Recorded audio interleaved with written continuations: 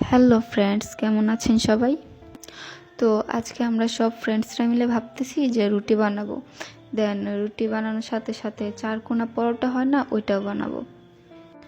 পরোটা বানানোর জন্য ফার্স্টে রুটিটা গোল করে বেলে নেব, দেন হালকা তেল দিয়ে নেব। তেল দেওয়ার পর সুন্দরভাবে রুটিটায় মেশাবো তেলটা।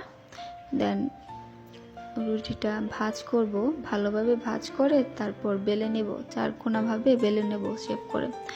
তারপর হালকা হালকা তেল দিয়ে রুটিটা ভেজে নিলেই রুটি তৈরি, পরোটা তৈরি। আর আমি এই পরোটা বানানোটা আমার আব্বু আম্মুর কাছ থেকে শিখেছি। আপনারা কার কাছ থেকে শিখেছেন অবশ্যই জানাবেন কমেন্টে। আর আমার পরোটা বানানো কেমন হয়েছে ওইটাও বলবেন।